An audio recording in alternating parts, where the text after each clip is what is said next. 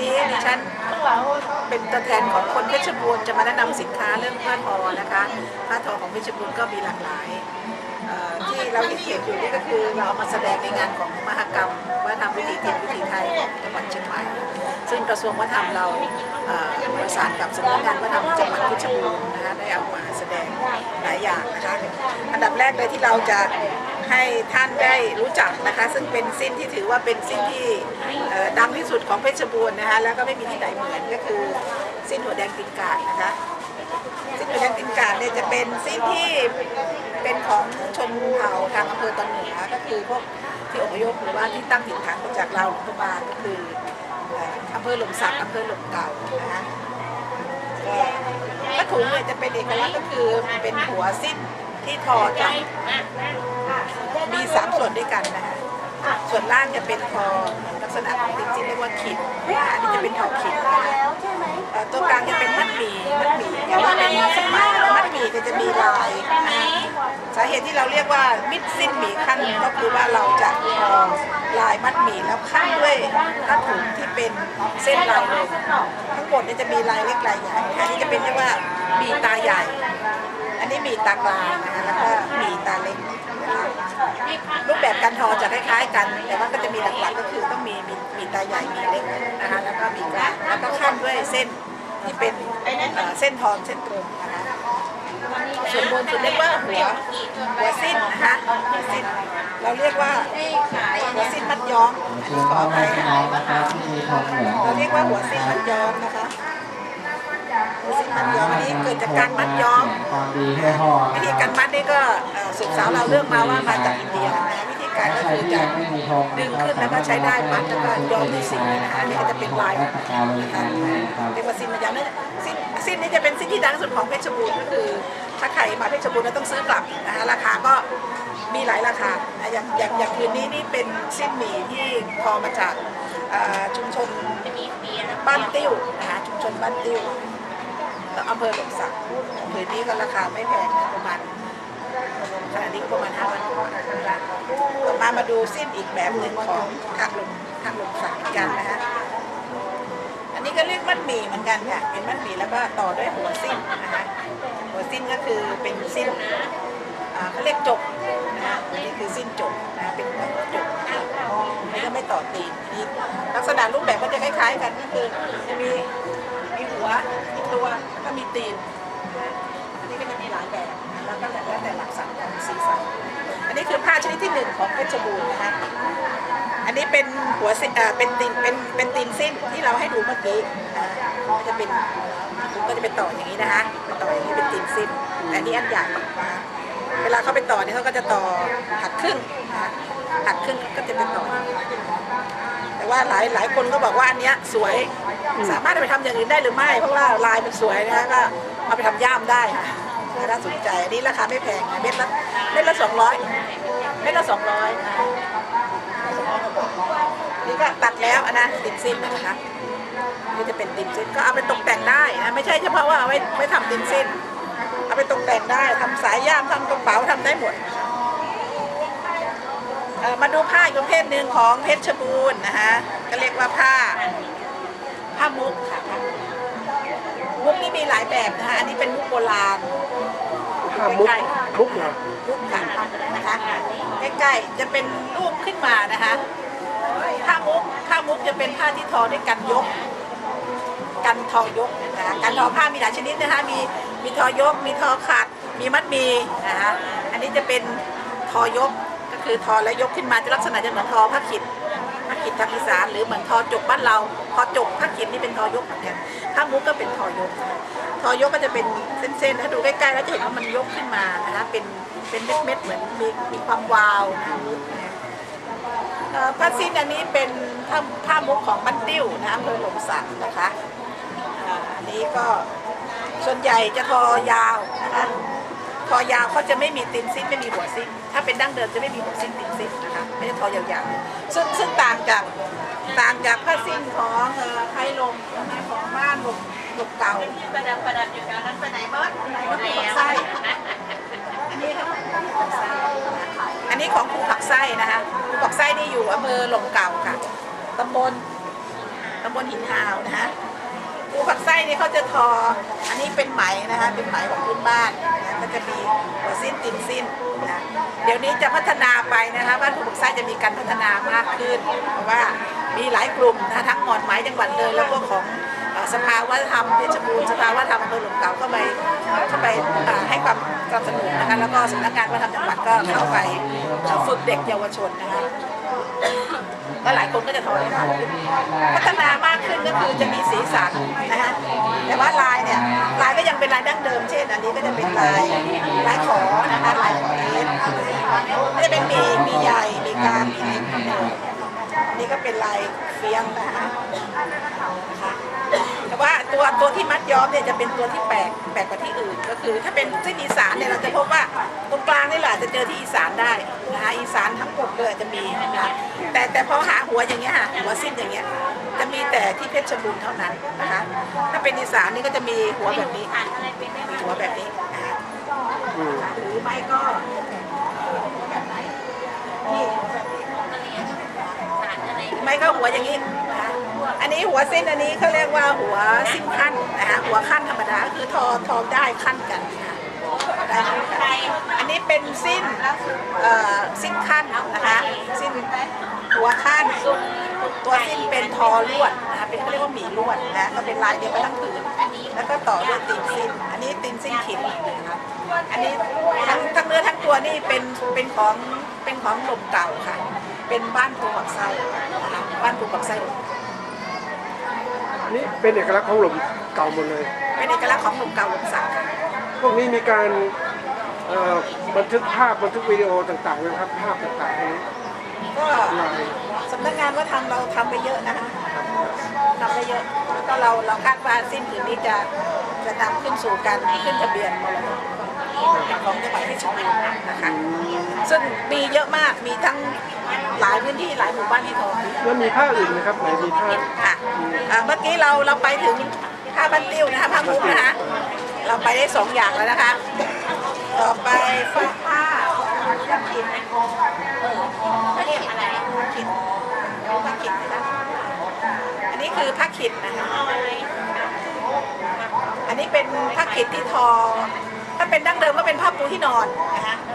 ผ้าปูที่นอนหรือไม่ก็ใช้ในการห่อคัมภีร์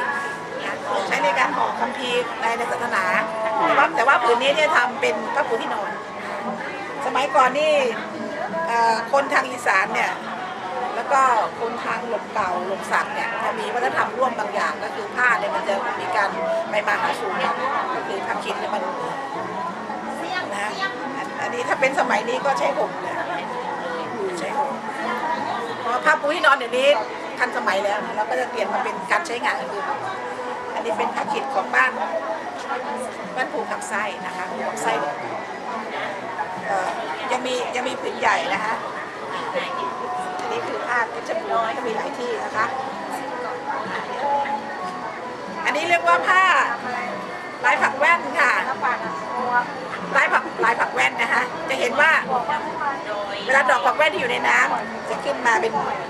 ใบสี่เหลี่ยมนะลายดอกผักแว่นนะคะลายดอกผักแว่นทอยากนะคะเดี๋ยวนี้ทอยากมากเดี๋ยวนี้ทอไม่ค่อยมีคนทอแล้วนะก็คือบางอย่างเนี่ยมันจะมีลายกึ่งกันระหว่างของอีสานกับทางเหนือเพราะว่าเพชรบูรณ์เรามันเป็นจุดร่วมของอีสานลาวแล้วก็ทางภาคเหนือแล้วก็ภาคกันต่าง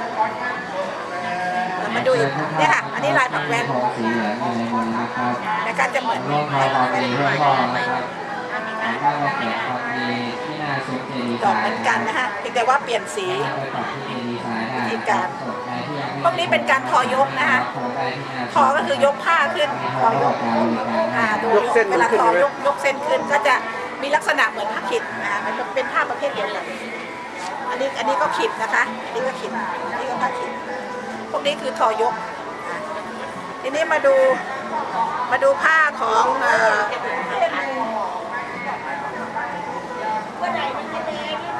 อันนี้เป็นผ้าราชวัตรค่ะผ้าราชวัตรมีความแตกต่างคือถ้าเราดูเราจะเห็นเป็นสี่เหลี่ยมนะคะลายมันจะเป็นสี่เหลี่ยมเป็นตารางสี่เหลี่ยมเอาอันนี้เ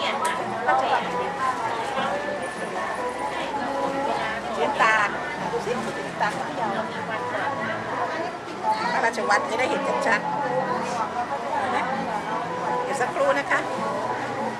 พระราชวัตรนะสีน้ำตาลผืนเล็กน้ำตาลผืนเล็กเมื่อวานนี้ภาพ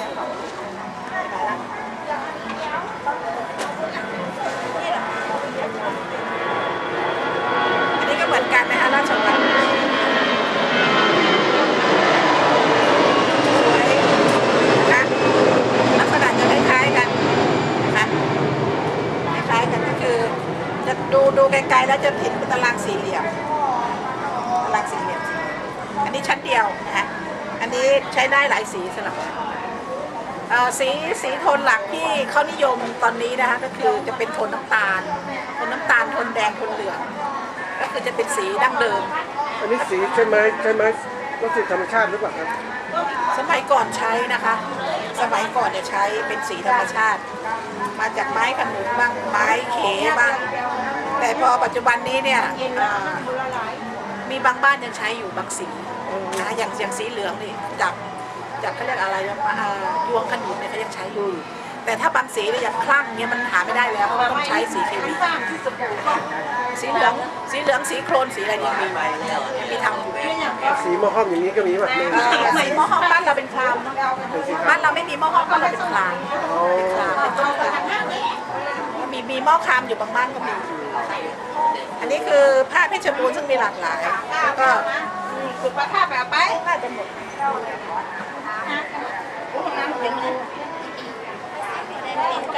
อันนี้มุกนะคะนี่เป็นผ้ามุกอันนี้มุกสมัยใหม่อันนี้มุกสมัยใหม่สวยมากมุกสมัยใหม่นี่ขายดีค่ะเป็นของบ้านเองแล้วก็ผ้ามุกนี่ได้รับการเรียกว่าการประกาศจากจังหวัดเพชรบูรณ์นะคะท่านผู้ว่าราชการจังหวัดก็ขึ้นทะเบียนเป็นผ้าประจำจังหวัดเพชรบูรณ์นี่ก็มี2อย่างไหมคะมุกโบราณนะคะอันนี้มุกสมัยใหม่นี่มุกโบราณมุกโบราณก็จะราคาแพงนิดนึงมุกสมัยใหม่ก็ราคาแพงเหมือนกันเม็ดหนึ่งตก200 ประมาณอันนี้ผ้าดิเขาเพชรบูรณ์มีทั้งผ้าไหมและผ้าฝ้ายดีค่ะได้เป็นลายอย่างนี้เหมือนกันค่ะถ้าเป็นดั้งเดิมจริงๆเนี่ยถ้าเป็นซีดแบบนี้แบบดั้งเดิมเนี่ยจะนิยมไหมเพราะว่าไหมจะสวยเพราะว่าเราใช้ชื่อว่ามีขั้นน้อยมีสิ้นขั้นน้อยคำว่ามีขั้นน้อยแสดงว่าเส้นมีเส้นไหมที่ทำเนี่ยคือเส้นน้อยๆเส้นเล็กนะคะพอมาเป็นผ้าฝ้ายแล้วเนี่ยกลายเป็นว่าเราควบคุมขนาดไม่ได้เพราะว่าฝ้ายมันใหญ่มาจากโรงงานแล้วนะคะแต่ถ้าเป็นไหมเนี่ยเราสามารถปั่นเองทอเองฝ้ายก็จะเล็กนะคะความอะไรมันจะผิดปกติอันนี้คือส่วนผ้าขม้านี่ก็จะมีทั่วไปผ้าขม้านี่ก็จะมีทุกบ้านแต่ว่าที่พิเศษนะคะอยากให้หันกล้องไปทางนู้นคือนั้นค่ะก็ไปใกล้ๆเลยได้เลยอันนั้นเรียกว่ามือเฮยอ้าวมือสีแล้วอ้าวเหรออันนี้เป็นผ้าขม้าเพชรบูรณ์ผ้าขม้าเป็นเวลาไส้ปลาไหลอันนี้ผ้าขม้าเพชรบูรณ์เลยไส้ปลาไหลลายแตกต่างใช่ไหมครับเนี่ยคือข้างในเนื้อเนี่ยจะเป็นเส้นๆนะคะถ้าเป็นผ้าทั่วไปก็จะเป็นลายหมากรุกอย่างเงี้ยแต่ของเราเนี่ยข้างในจะเป็นลายเส้นสังเกตดูจะมีเส้นขนาดที่เป็นลายก็จะมีเส้นนี่คือผ้าขาวม้าไส้ปลาไหลมีอะไรจะฝากท่านผู้ชมไหมครับในฐานะตรงนี้มีผ้าอื่นไหมครับก็อยากเชิญชวนซื้อผ้าเพชรบูรณ์ก็มีหลากหลายนะคะอันนี้ก็เป็นผ้าสมัยใหม่ที่ประยุกต์ขึ้นมาจากบ้านวัดโพสาชุมชนวัดโพสาซึ่งเป็นชุมชนคุณธรรมเนาะเพชรบูรณ์นะคะก็คือจะเป็นเน้นผ้าฝ้ายแต่ว่าก็ยังใช้วิธีการทอเพชรบูรณ์ก็คือมีการยกขึ้นมาแล้วก็ที่สำคัญนะคะนางแบบเราใส่แล้วสวยก็คือสิ้นหัวแดงกินกาอันนี้น้องก็สวย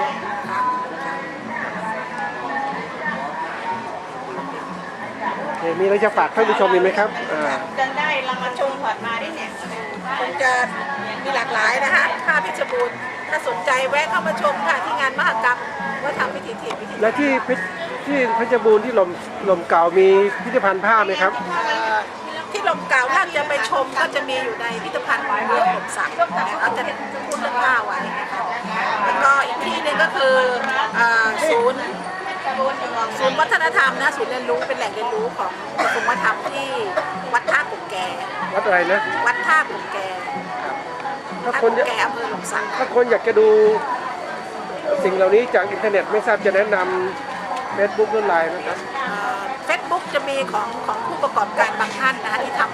ทำเรื่องผ้าอยู่ก็จะมี Facebook ของลมสักสไตล์นี่ก็จะมีนะคะเฟซบุ๊กของวัดท่ากุ่งแกก็มี แล้ว สามารถดู เว็บไซต์ของเรามีไหมครับ เว็บไซต์ของ เว็บไซต์ของสำนักงานยังไม่ได้ทำนะคะไม่ได้ทำเป็นการเฉพาะแต่ว่าจะเป็นกลุ่มนี้กลุ่มชุมชนที่เขาเป็นผู้ผลิตก็จะทำเอง ครับ